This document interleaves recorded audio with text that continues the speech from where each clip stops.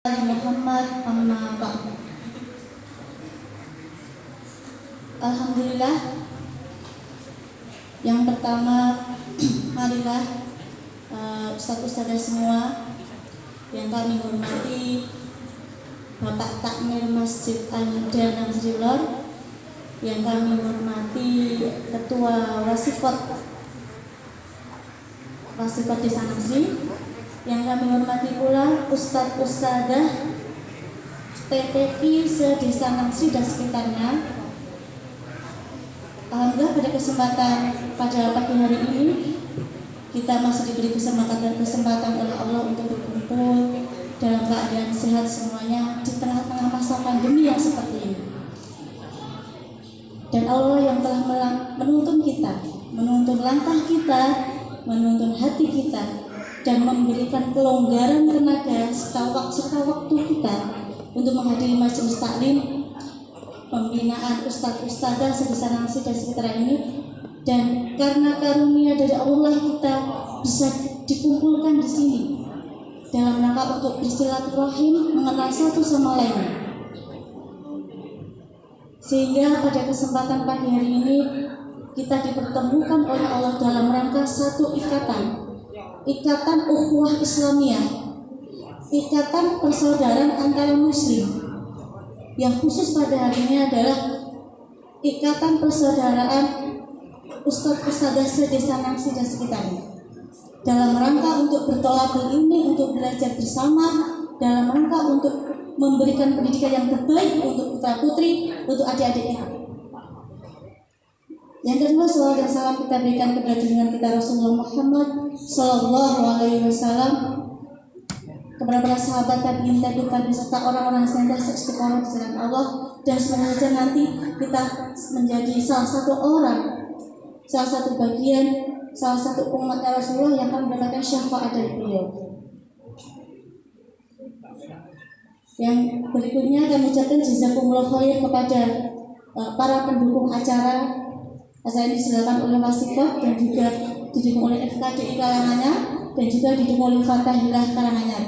Kami ucapkan jazakumullah khair kepada para pendukung dan para ustadz-ustadzah semuanya, dan juga Bapak Takmir yang sudah menyediakan tempat, dan bahwasanya memberikan sambutan tadi. Tempat ini silakan untuk dipergunakan untuk dakwah, untuk perkembangan umat. Nah, ini kita sudah mendapatkan satu celah, kita sudah mendapatkan satu kemudahan, kita bisa mendapatkan tempat di mana kita bisa menggunakan tempat ini dalam rangka untuk dakwah, untuk perkembangan umat, untuk membicarakan semua hal tentang umat ini. Baiklah Bapak Ibu, ini tadi saya sudah diperkenalkan oleh Mas MC-nya, ya. Saya sebenarnya rumah saya dekat dulu, ya. Rumah saya cukup di Simokidul situ saja, Simokidul Kelurahan Kebak, ya. Ya, kok pemateri dari jauh banget, sebenarnya nggak jauh, rumahnya cukup dekat situ saja. Dan alhamdulillah pada kesempatan hari ini saya bisa hadir dalam keadaan yang alhamdulillah lumayan sehat.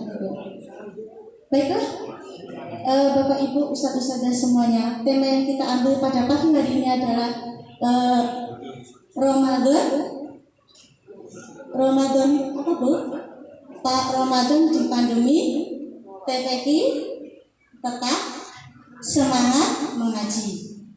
Nah, Bapak Ibu, ustadz-ustadzah semuanya yang saya hormati, kita adalah salah satu umat Rasulullah yang merupakan umat pilihan, insya Allah. Kenapa saya katakan begitu?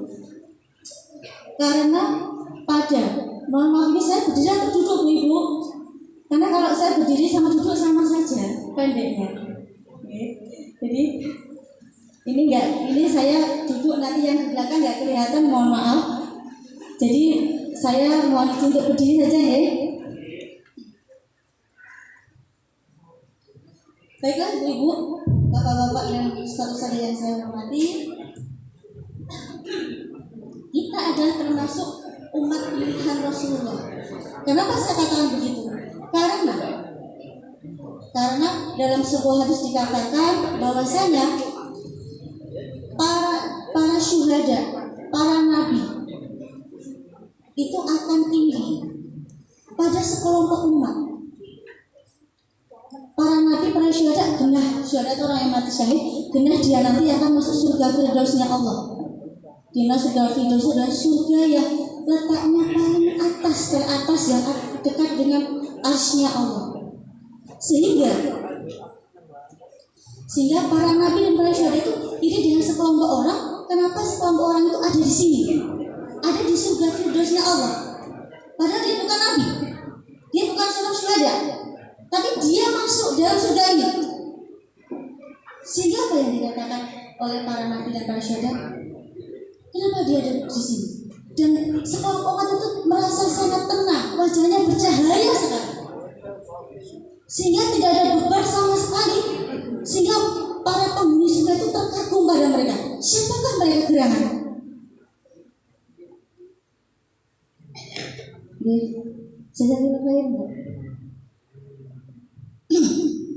Sehingga pada saat itu Rasulullah mengatakan bahwasanya dia, sekelompok umat itu adalah umatmu wahai Rasulullah. Jadi sekelompok orang yang berada di firdausnya Allah, yang mereka bukan nabi, bukan juga seorang syuhada, tidak berperang di jalan Allah, tapi dia bisa masuk surganya Allah dan di surga firdaus pula. Ternyata sekelompok orang itu adalah orang-orang yang selalu menjaga cintanya kepada saudaranya. Tidak saudara satu suku, tidak saudara satu keluarga, tapi dalam hatinya itu ada ikatan batin yang sangat luar biasa, sehingga dia itu bertemu dan berpisah hanya karena Allah. Dialah orang yang berhak masuk dalam surganya firdausnya Allah itu. Jadi orang itu bertemu dan berpisah karena Allah. Dalam hatinya itu ada ikatan batin, tidak satu suku. Jadi tidak memandang suku, kayak suku Jawa, aku tak boleh orang Jawa, enggak seperti itu. Tapi ini adalah seorang umat Rasulullah, sekelompok umat Rasulullah yang di mereka itu benar-benar bertemu dan berpisah karena Allah. Dan ketika bertemu itu, yang mereka bicarakan bukan masalah duniawi, ya. Yang mereka bicarakan bukan masalah COD-nan yang dalam, bukan masalah bisnis online, enggak.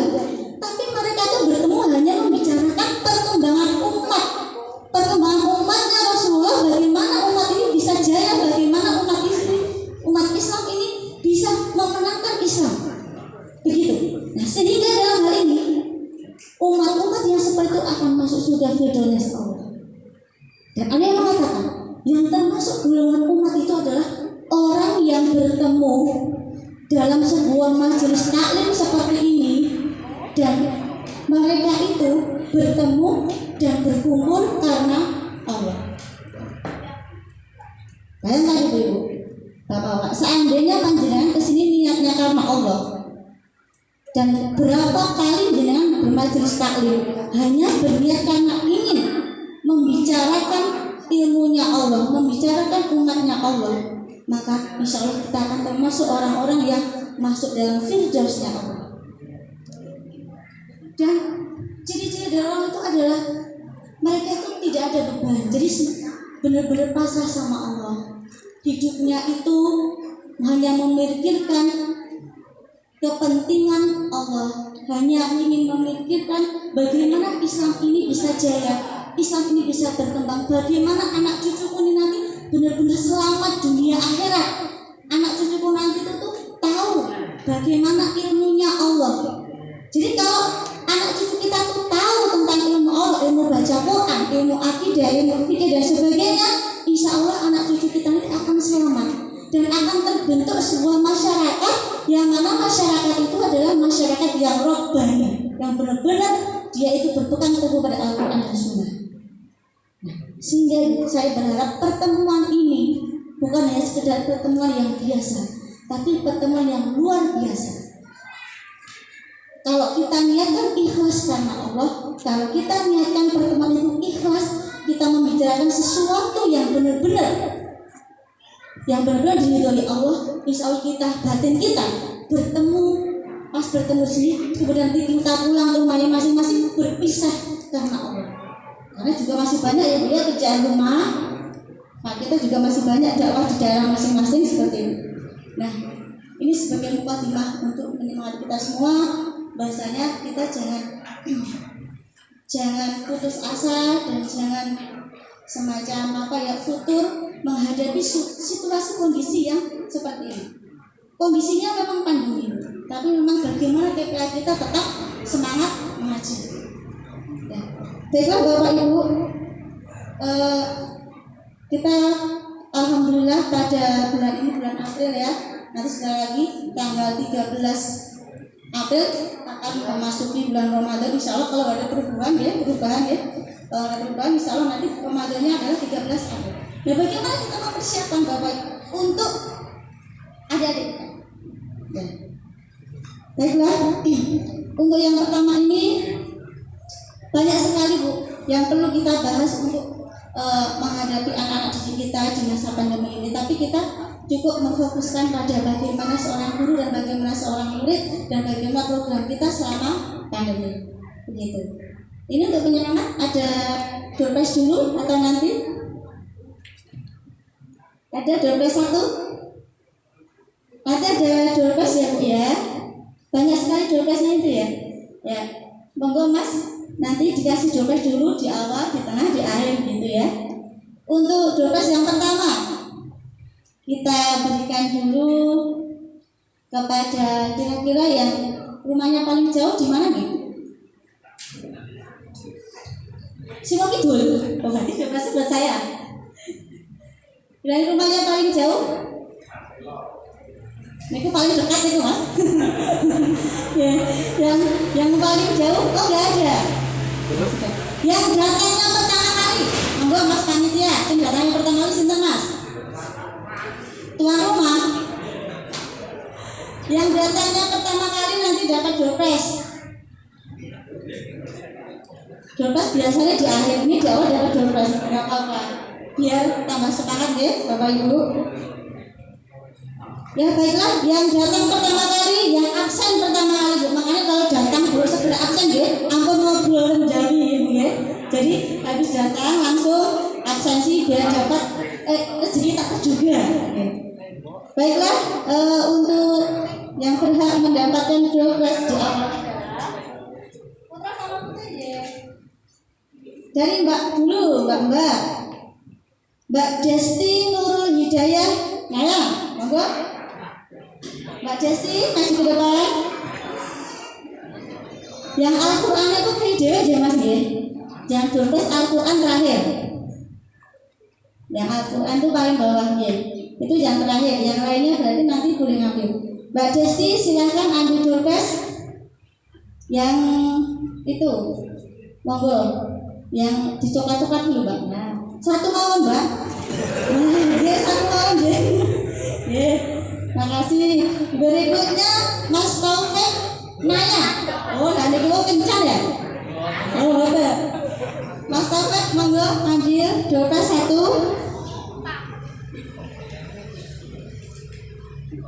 Ya, baiklah itu.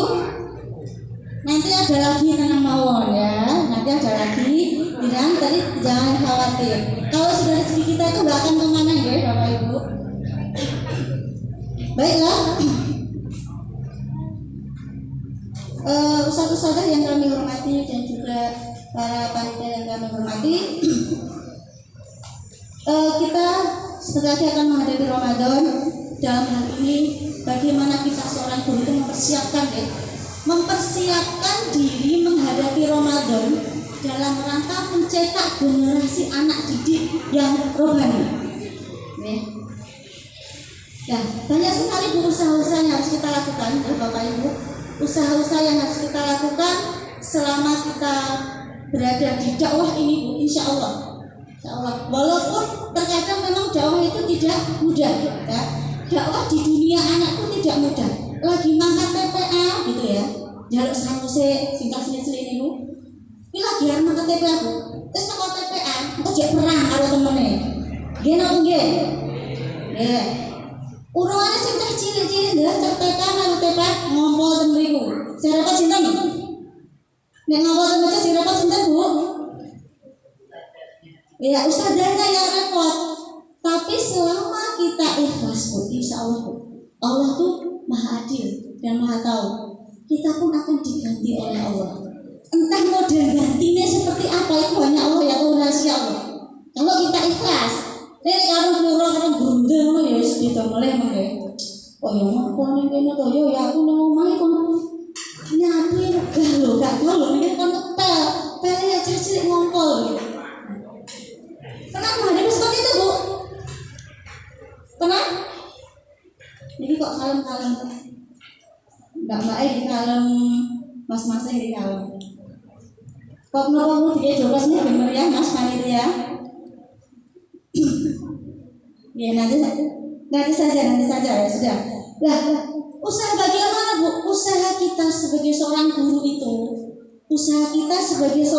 itu, biar guru ini meningkat dulu kualitasnya. Guru TK itu bagaimana meningkat kualitas baik jasmani maupun rohaninya. Karena kalau gurunya nanti bagus, insya Allah muridnya juga akan bagus. Gitu ya. Nah, yang pertama, bagaimana cara kita meningkatkan kualitas guru TK? Yang pertama adalah ada struktur organisasi yang jelas, Bu. Ya. Struktur organisasi yang jelas. Kenapa sekarang begitu?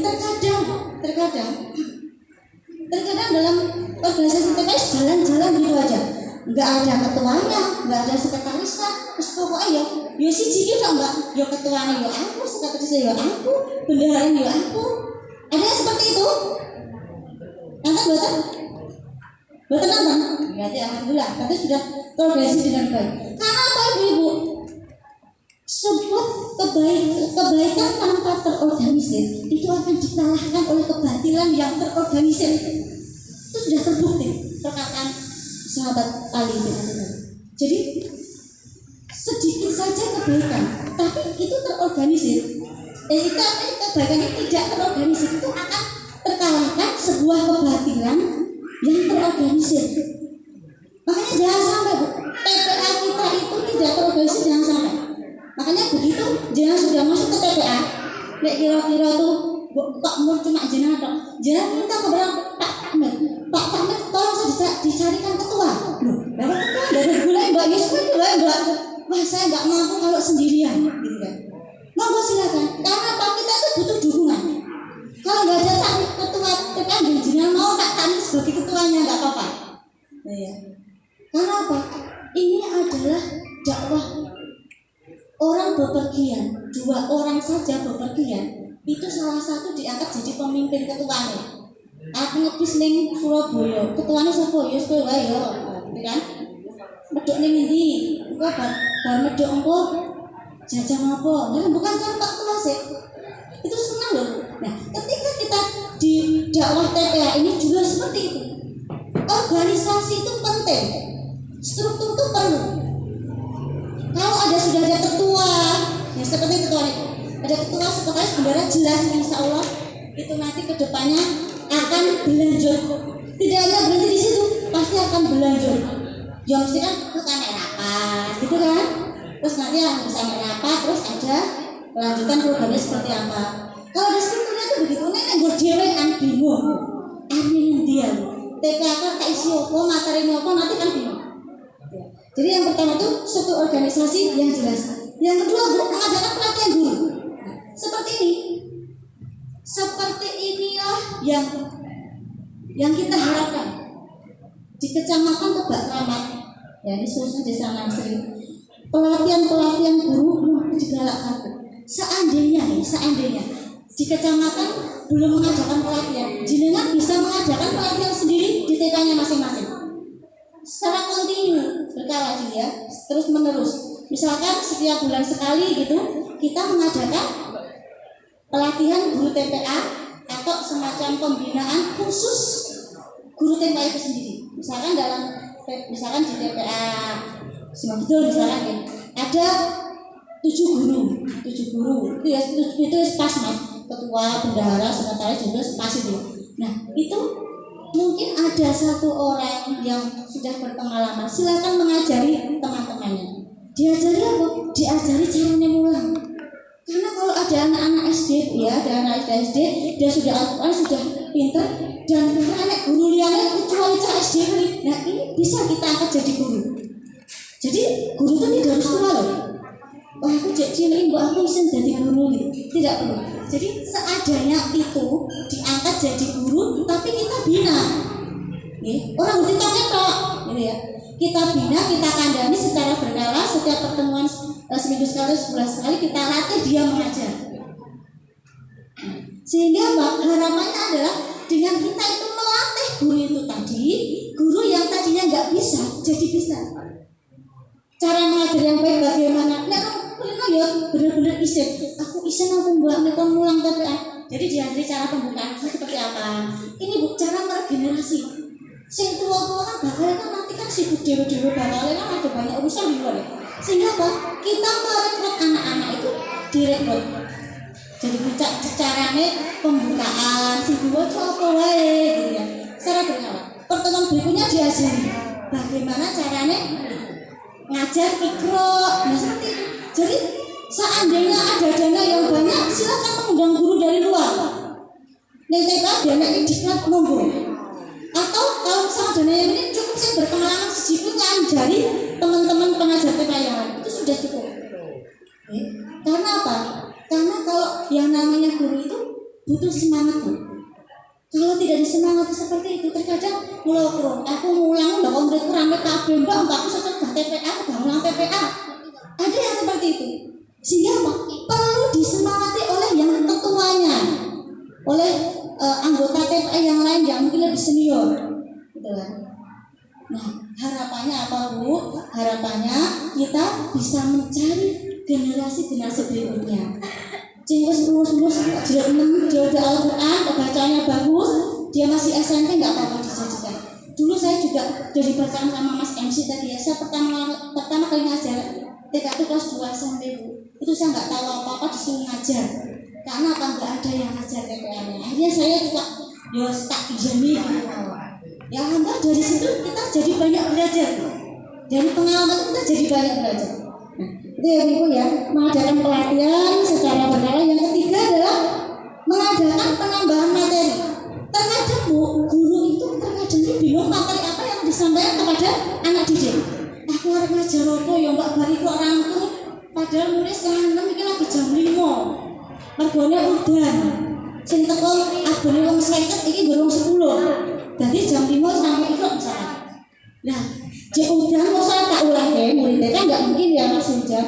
Nah, sehingga sambil menunggu itu bisa dikasih materi. Nah, padahal ada materi itu bingung. Ya aku tak materi kok enggak iso materi. Bisa ngulang ikut Pak gitu.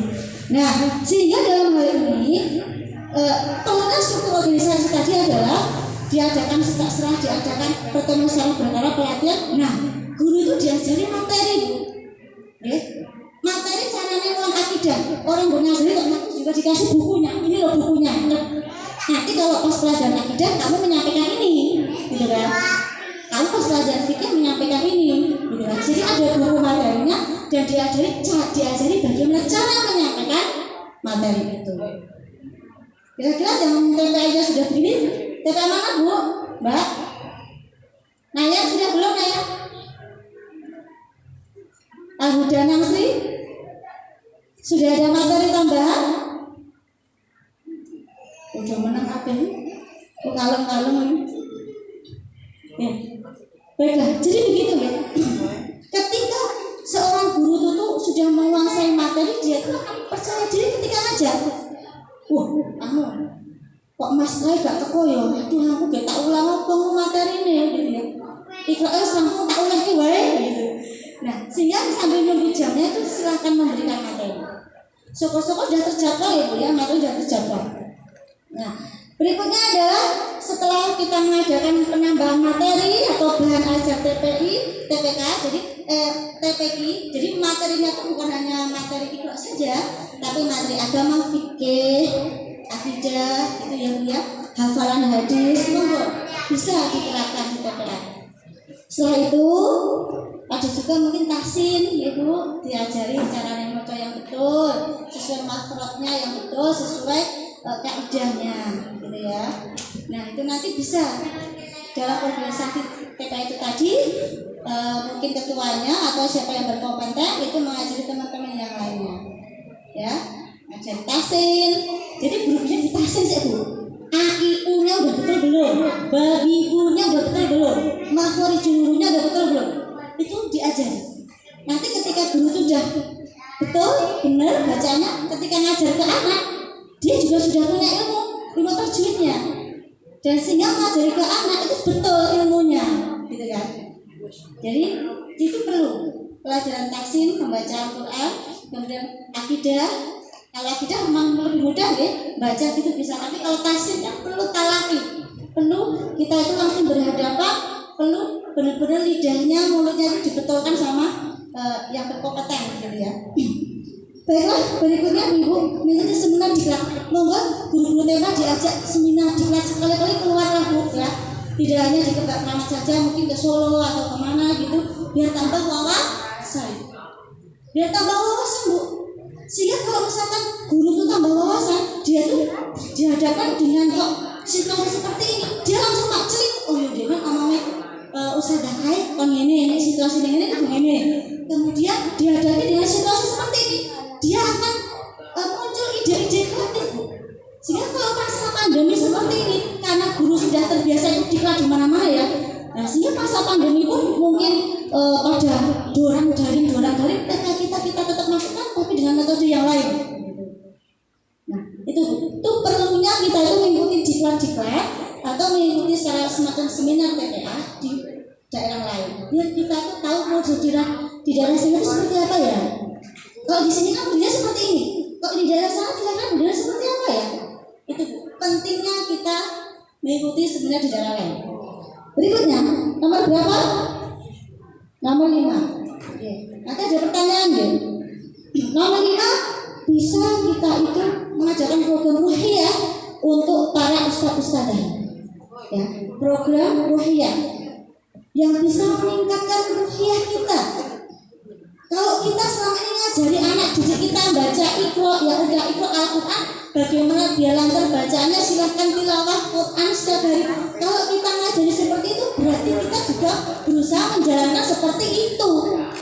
Ya, jadi ada program-program ruhiyah. Jadi setiap guru itu barangkali ya Bu ya, barangkali dalam organisasi tertutup keamanan jenengan diadakan Bu. Nah diadakan apa? Diadakan gurunya disuruh tilawah gitu ya, sehari berapa lembar, atau kalau mampu 1 hari 1 juz, one day 1 juz gitu, atau mungkin dalam seminggu berapa juz, monggo. Itu untuk penguatan ruhiyah kita. Terus sholat duhanya bagaimana gurunya, Mbak Abdul dari guru TPA sebenarnya tidak berat, jadi pelan-pelan saja tilawahnya. Berapa lembar dulu, nggak usah 1 juz, berapa lembar itu dipantau sama mungkin Pak Ketuanya, ya Pak Ketuanya TPA dipantau. Apalagi masa-masa Ramadan nanti, silahkan Pak Ketua membuat program untuk guru-gurunya dulu, dikasih program sehari minimal setengah juz atau 1 juz, monggo di grup nanti terus pelaporan. Kemudian sholat duhanya bagaimana, puasanya bolong apa ora, tarawih piye, jamaah apa ning omah. Itu. Kemudian olahraga apa enggak, seminggu ini olahraga apa tidak gitu. Nah, itu sehingga kalau guru itu punya ruh yang kuat, punya kualitas yang bagus, insya Allah itu akan berefek pada anak didiknya. Anak didik kita itu nanti itu juga akan secara tidak langsung mengikuti gurunya. Jangankan secara itu, penampilan guru lewat ditiru loh. Ya, guru lewat TPA bawa peci, berarti nonton pecinya. Guru lewat TPA bawa gamis jubah, mereka saya malu-malu. Guru lewat TPA bawa kaos kaki, mereka susah malu-malu. Seperti itu. Jadi murid itu terkadang itu melihat guru itu cuma tidak melihat saja, tapi juga meresapi dan akan cenderung mengikuti. Karena gurunya kira-kira hafalannya bagus, muridnya juga ikut-ikutan. Gurunya baca Qurannya bagus, nanti murid juga ikut-ikutan. Seperti itu. Dan ketika gurunya sudah fasih bacanya, ketika mengajari ke anak, ain diwacanya pasti guru akan tegur. Ini bukan tapi gitu. Karena apa? Gurunya sudah paham dulu. Tapi ketika gurunya belum paham, mereka macam ngamalah ditegur baik. Ya lanjut. Itu salah. Gitu. Tapi kalau sudah dibekali ilmu kasih, ini ilmu kasih dan sebagainya, bukan ngamalah dek. Menjeru dia menjeru. Dia kan berlakukan. Ngetin begitu. Diajari sampai mulutnya itu benar-benar bisa. Ini Allah. Orang tombak kamu dengar gitu ya. Tapi itulah ilmu. Walaupun sulit, kalau sudah terbiasa dilaksanakan akan lebih mudah. Lanjut berikutnya nomor 6. Diadakan kajian rutin seperti ini bisa, atau kajian-kajian rutin tentang hadis, jadi guru itu benar-benar dibekali dengan pengetahuan agama yang kuat. Insya Allah dengan pengetahuan agama yang kuat, ketika ngajar TPA itu langsung ditegur. Ada murid TPA kok makan tangan kiri, dek, ayo makannya tangan kanan, gitu kan? Ini gurunya paham. Nggak bahasa Yos. Tangan dari tangan kiri atau enggak? Nggak ditegur berdoanya kok. Tapi kalau ya bagus, dek, ayo makannya pakai tangan kanan. Gitu. Itu sebuah kebiasaan yang bagus ketika kita mau melaksanakan. Ya. Yang berikutnya mukafaah atau gaji. Saya ingin bercerita sedikit ya Bapak Ibu, Ustaz-Ustaz dan semuanya. TPA sekarang dengan yang dulu beda. Zaman dulu sama sekarang beda. Kebetulan saya hidup di dua zaman, Bu. Zaman yang dulu yang apa adanya, sekarang yang zaman yang serba ada. Kenapa sekarang begitu? Zaman dulu guru TPA itu kebanyakan tampil. TPA mereka acara apa? Gurunya tampil itu udah biasa. Gurunya murid TPA aneh adakan pengajian TPA, gurunya tampil isinya itu sudah hal biasa. Ya, itu saya bercerita tentang guru-guru zaman dulu. Kemudian jangankan gaji, sering aja tampil gitu ya. Nah, tapi itu tidak mengapa, karena ternyata dengan sikap yang seperti itu, dengan keikhlasan, itu melahirkan panjenengan-panjenengan yang insya Allah luar biasa. Makanya kalau TPA sekarang, kalau sedikit saja saya boleh membandingkan dulu dan sekarang alhamdulillah sudah ada perhatian dari pemerintah. Mungkin ada dana hibah gubernur, kemudian mungkin ada bantuan dari Kemenak berupa kayak main BOP Covid dan sebagainya. Kemudian mungkin juga dari takmir masjid memberikan untuk ya istilahnya untuk bensin dan sebagainya gitu. Nah, itu sudah lebih bagus. Tapi seandainya sekali lagi saya katakan, seandainya itu tidak ada, Bu, Bapak, Ustaz-Ustaz semua, seandainya tidak ada fee, tidak ada uang bulanan, maka panjenengan tidak perlu berkecil hati dan tidak perlu sedih. Karena apa? Langsung yang menggaji Allah. Kenapa saya katakan begitu, Bapak Ibu? Silakan dan buktikan sendiri. Selama Anda ngajar di TPA, urusan apa yang belum jenengan capai? Cita-cita apa yang belum jenengan capai? Insya Allah keinginan Anda, cita-cita Anda, selamanya Anda tuh masih istiqomah di jalan ini, di jalan dakwah TPA ini, insya Allah akan dikabulkan oleh Allah. Yang belum menikah, pengen segera menikah, insya Allah dikabulkan oleh Allah, Bu. Makanya kan guruan ngarang, kok ya pada senangnya, ya udah nikah aja, gitu. Terus kok ya udah kan lulus sambil daripada galau, aku kan ulang TPA aja lah, ulang TPA, ya alhamdulillah, skripsi dilancarkan, dimudahkan.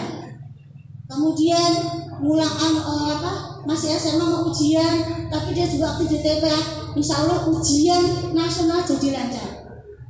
Bukan karena apa-apa, tapi ini adalah karena pertolongan dari Allah. Barang siapa yang menolong agama Allah, maka Allah pun juga akan menolong dia. Kalau kita beristiqomah di jalan ini, Allah pun akan memberikan semua kemudahan-kemudahan untuk kita. Insya Allah. Kalau jenengan yakin, itu juga pasti akan jenengan alami. Kemudahan-kemudahan yang barangkali kita nggak tahu. Kemudahannya apa baik kita nggak tahu. Tapi Bu, itu benar-benar nyata dan benar-benar terjadi. Ya, yang belum mungkin ibu-ibu kok ya kadang repot gak iso ngulang TPA, jadi pengen ngulang TPA, tidak masalah, bisa menyumbangkan uang untuk kegiatan TPA. Bapak-bapak jadi ya pengen ngulang TPA ini kalau sibuk terus, gak masalah, bisa menyumbangkan pikiran untuk TPA. Nah, dakwah seperti ini yang kita harapkan, yang bisa berangkat, yang belum bisa dapat dikasihkan ke TPA. Ada uang kasihkan, ada pikiran kasihkan, ada apa dunia mobil anak adik kan, ya diterima mobil seperti itu. Itulah menolong agama Allah dengan cara seperti itu. Bukan berarti loh kok kenapa agama Allah berubah? Karena Allah tuh pengen tahu umatku tuh yang mana tuh, yang benar-benar peduli dengan agamaku tuh yang mana. Kalau Allah berkehendak pengen membaguskan kita, minterkan kita bisa. Kalau Allah berkehendak kita dibuat bodoh juga bisa. Tapi Allah tuh pengen tahu Bu, mana umatku yang ingin memperjuangkan Islam itu manakah umatku? Yang mana umatku? Umat yang mana yang ingin memperjuangkan agamaku? Nah, apa kita termasuk bagian dari itu? Kalau jenengan merasa bagian dari itu, mari kita sama-sama melangkah, kita sama-sama berdoa, kita sama-sama berusaha untuk kemajuan TPA kita. TPA di daerahnya masing-masing. Nah, inilah salah satu cara kita menolong agama Allah. Kita mungkin nggak bisa berperang ke Suriah sana, nggak bisa, melawan orang kafir nggak bisa. Tapi cukup di Indonesia kita pintarkan adik-adik kita pintarkan anak-anak kita pintarkan guru-guru TPA ini, kita pintarkan. Kalau gurunya kita insya Allah mereka juga pintar. Gitu. Nah itu ya Ibu ya, bapak-bapak. Baiklah, Dopres lagi ya. Nggak Dopres itu mesti udah senang. Dopres yang berani maju, satu putra satu putri, menyebutkan apa yang saya sebutkan tadi ya. Ini poin-poin ini berdasarkan pengamatan saya dan juga berdasarkan praktek di lapangan Bu, sehingga saya membuat materi ini. Ini materi murni dari saya. Sebutkan 7 usaha dalam rangka peningkatan kualitas guru. Silakan langsung masuk ke depan. Putri 1, putra 1. Bawa catatan oleh orang Mbak boleh. Ini jelas catatannya kancane loh ya. Silakan maju ke depan. Ayo. Dapat hadiah nanti ya. Hadiahnya ganti ya Mas. Bukan milih ya Mas ya. Milih susu Gomas, Almona atau yang itu coklat. Monggo silakan Mbak, 1 Mbak. Yo, maju silakan monggo Bu. Ibu napa Mbak niki sama manggilnya monggo. Nanti di sini yang putri tenang mawon, yang putra di sana. Boleh bawa catatan, ini nggak boleh pinjam dari teman-teman. Sebutkan nama dari TPA mana ya? Di Singnayan Melaman, nggak akan nyebut KTP ini tak sebut. Assalamualaikum warahmatullahi wabarakatuh. Mas Maria di foto ini Mas. Nama saya Dina Diniati dari TPC Al-Huda Nasrullah. 7 kriteria tadi. Ya, 7 usaha peningkatan. Pertama, ada struktur organisasi. Yang kedua, mengadakan susunan materi. Yang ketiga, mengadakan diklat guru atau pelatihan. Yang keempat, mengadakan taksim. Kelima, program ruqyah. Yang keenam, kajian rutin. Ya. Ya, alhamdulillah lumayan, jawabannya lumayan bagus ya. Silakan Mbak pilih hadiah monggo. Kecuali Al-Quran ya, Al-Qurannya tuh nanti yang terakhir. Silakan. Ya, Assalamualaikum warahmatullahi wabarakatuh. Waalaikumsalam warahmatullahi wabarakatuh. Jazakallah khair kepada Mbak siapa lah lupa saya. Dina. Oh Mbak Dina, silakan Mbak Dina pilih yang mana? Oh iya, gede Allah cilik Allah Mbak. Saya bawa itu ya oleh kalender. Nih. Baiklah monggo Mas ya. Oh Mbak wani loh Mas, jenengan kok salah wani. Ayo monggo silakan Mas. 1 orang. Gak ada. Monggo. Oh durang nyatet ki mesti iki monggo. Memang ilmu itu Bu ya perlu dicatat. Jangan dicatat toh Mbak, di foto gitu ya, di video gitu ya. tapi memang lebih baiknya memang dicatat. Ketika kita mengadakan kajian, mengikuti kajian apapun dicatat, itu insya Allah akan lebih membekas.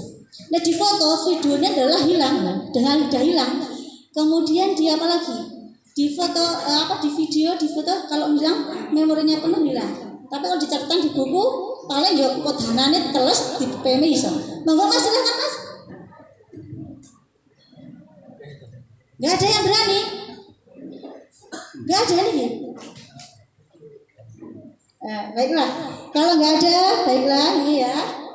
Sayang sekali, doorpressnya hangus ini doorpressnya. Baiklah Bapak Ibu semuanya, tadi kita sudah membahas tentang peningkatan kualitas guru. Sekarang, bagaimana kita membahas tentang peningkatan kualitas murid di masa pandemi? Gonge. Maksudnya dalam artian dari diklat kita dari kajian kita hari ini adalah ini fokus kita tuh di sini. Ya. Usaha peningkatan kualitas atau semangat anak didik murid-murid kita di masa pandemi itu memang harus kita usahakan Bapak Ibu. Ya, kita harus usahakan. Nah, di antara usaha-usaha yang perlu kita lakukan adalah kita selain gurunya yang berkualitas tadi ya, kita kan sudah berusaha menciptakan gurunya yang berkualitas ya tadi ya. Setelah kita bahas yang tadi, sekarang bagaimana kalau gurunya sudah berkualitas, bagaimana meningkatkan kualitas murid kita dan semangat murid kita di masa pandemi. Yang pertama, dan nyatet Mas, ini untuk doorpress. Yang pertama adalah adanya variasi pembelajaran. Oh, benar Mbak, variasi pembelajaran. Jadi pembelajaran itu ketika menarik ke anak, itu anak akan senang apa bosan? Senang. Sejawab Bapak lagi. Jadi murid juga akan senang ketika pembelajaran itu menarik.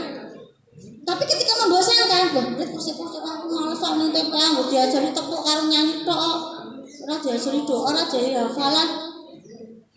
Ya, sehingga itu perlu adanya variasi pembelajaran baik dari segi gurunya yang bisa memberikan variasi atau mungkin dari segi materinya. Artinya begini Bapak Ibu, ketika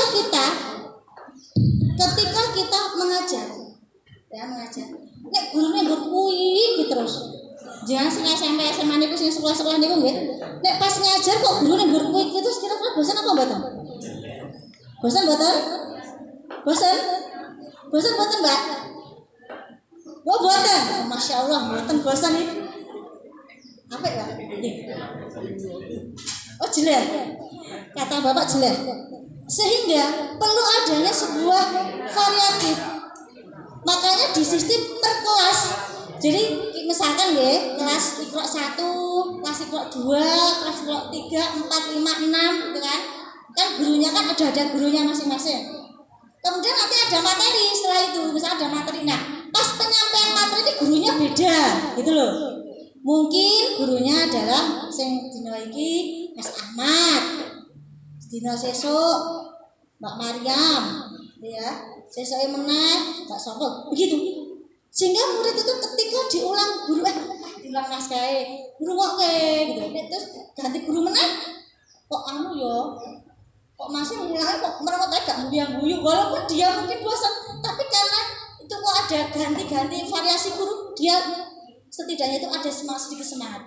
Oh berarti nih diulang mas kayak modelnya ini, jadi dia bisa menyimpulkan sendiri. Anak-anak itu bisa menyimpulkan sendiri. Oh nih diulang mbak kayak ini, diulang mas kayak ini, penaknya toh, engkau diajari ini. Nah gitu biasanya. Dia ketemu mbak kayak, mbak ayo mbak cerita meneh gitu kan. Dia ketemu mas kayak, mbak ayo mas diajari tepuk meneh gitu. Nah itu apa? Karena anak-anak itu tuh gurunya tuh bervariasi, seneng. Anak guru yang buala, anak guru yang meneng banget, lembut banget juga ada. Nek kabeh guru galak, muridnya pripun? Mulai gak on ke sekolah gitu. Lagi petol iki menengah boleh mulai duduk begitu kan. Tapi nek kabeh guru lembut kabeh, kono rame ya, enggak boleh rame. Kono rame paling-paling gitu. Gak nggak kerungu, suaranya nggak dengar, gitu ya, anaknya juga rame gitu.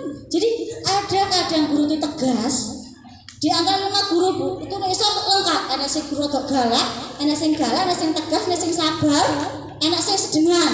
Ya kalau misalkan begitu. Terus anak bocah kan juga bervariasi bu.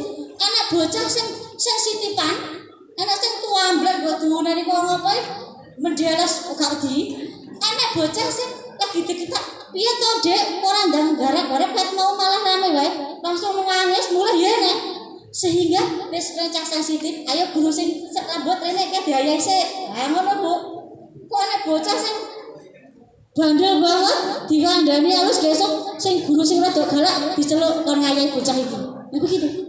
Variasi pembelajaran itu seperti itu, gurunya juga bervariatif, kemudian materinya juga bervariatif. Jadi anaknya harus diulangi ke orang ngoten lho. Sok-sok ya dikai materi akidah, terus sok-sok ya digawa ning latan apa, permainan apa. Kalau juga dijak permainannya cukup di dalam masjid tapi sifatnya yang permainan biasa. Bisa nanti diciptakan permainan-permainan yang bisa menyemangati anak. Bukunya sudah ada, buku-buku seperti itu nanti bisa googling ya, atau bisa buku-buku dibeli di buku toko-toko buku banyak.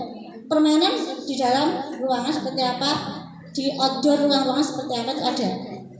Yang kedua, kegiatan yang tidak menyita tenaga. Wong poso-poso bu, adik-adik itu poso, terus poso beduk dina sampai biang. Nek kegiatan TPA kok menyita tenaga, posonya jadi batal, keluhan kabeh, nggak kuat semua. Gimana betul? Nah, sehingga apa? Perlu adanya sebuah kegiatan yang memang kegiatan itu tidak menyita tenaga banyak. Nah, kegiatannya apa saja? Mungkin pas lama pandemi ya, pandemi ini Ramadan ini, selama Ramadan diadakan kegiatan-kegiatan kayak buka bersama, buka puasa bersama maksud saya. Buka puasa bersama itu di masjid monggo, di rumah monggo, nggak apa-apa silakan. Itu akan menambah semangat anak. Jadi rumah nek panganan kowe itu oke, Mbak. Tak kira wis rumah sampai kelar-kelar. Nek gandeng dipangan bareng-bareng iki dadi nikmat, dadi doyan mangan. Nah, itu perlu adanya bukber monggo nanti bisa koordinasi dengan takmir masjid nggih. Biar di itu. Jadi jangan enggak usah mikir sendiri enggak. Nanti koordinasi sama takmir masjid. Pak Tamir ini TPA mau ada bukber sendiri atau mungkin dicampur dengan ibu-ibu, monggo silakan nanti dibahas. Itu teknisnya seperti itu pembahasannya dengan yang bersangkutan takmir masjid. Yang kedua mungkin mengadakan lomba-lomba yang tidak menyita banyak waktu, tidak menyita banyak tenaga. Misalkan lomba tahfidz. Ana rasa dua tuh cukup nitipane dhewe. Lomba tahfidz itu apa? Misalkan tahfidz hafalan surat pendek. Nanti yo nek hadiah lho aja ngomong tok. Terus ane hadiah itu bocah dadi gelo. Nggih. Kemudian selain lomba tahfidz mungkin lomba mewarnai. Kan tidak menyita banyak waktu, tidak menyita banyak tenaga itu. Ada juga mungkin lomba puisi, nggih. Puisi. Puisi kan berbengak-bengak tok, Bu, nggih. Itu tanpa harus menyita tenaga. Nah, lomba yang lainnya mungkin tilawah ya, tilawatul Quran yang khusus yang kelas Quran monggo biar anak itu semangat. Kon itu hadiah jadi pulpen karo buku, tapi itu bisa membuat orang semangat. Berikutnya, penambahan hari masuk TPA monggo. Biasanya TPA seminggu 2 kali, monggo mau ditambah setiap hari boleh. Ditambah 4 hari monggo, 3 hari monggo. Karena apa? Selama pandemi ini Bapak Ibu, TPA sekolah-sekolah itu pada libur. Dorang lewat HP. Zaman sekarang kok semakin kebalik. Dulu sekolah nggak boleh HP-nan, sekarang disuruh pegang HP. Kalaupun masuk ke sekolah dulu harus pakai seragam. Sekarang ke sekolah nggak boleh pakai seragam. Karena nanti kalau ketahuan kok sekolah jangan lebih ke sekolah nanti sekolahnya ditegur sama. Nah gitu. Nah sehingga solusi dari pandemi ini adalah untuk dunia pendidikan adalah TPA-nya bergerak. Karena apa? Selama pandemi sekolah-sekolah libur, anak-anak di rumah kalau nggak nonton TV, mainan HP katanya untuk tugas daring. Dan tugas daring selesai, lanjut mainan HP-nya ke game dan ke yang lainnya. Nah, sehingga solusi dari ini adalah pendidikan kita arahkan ke TPA. Bahwa jam TPA-nya bisa ditambah, Bu. Mau jam 4 atau jam 5, 4 atau setengah 6, itu boleh. Jadi untuk memenuhi kebutuhan pendidikan anak yang barangkali saat ini di sekolah belum bisa maksimal karena belum ada tatap muka. Kalaupun ada tatap muka itu sangat minimal sekali. TPA, Bu, solusi dari permasalahan pendidikan anak. Ibu-ibu di rumah galau, anak-anaknya juga stres, pengen mangkat TPA, pengen mangkat sekolah, sudah lulus sekolah tapi belum boleh, akhirnya di rumah anaknya sekolah yang moral. Sehingga solusinya kita giri ke TPA. Nah, ketika program TPA kita itu bagus, insya Allah, Bu, orang tua juga terpenuhi kebutuhannya. Yang orang tua seharusnya mendidik anak-anaknya, tapi berhubung kesibukan tidak bisa mendidik, hanya bisa dititipkan ke TPA. Dan adik-adik juga bisa, adik-adik itu juga bisa mendapatkan pelajaran di TPA bisa divariatif. Bahkan ada contoh TPA yang tidak hanya memberikan pelajaran agama dan pro, sudah ada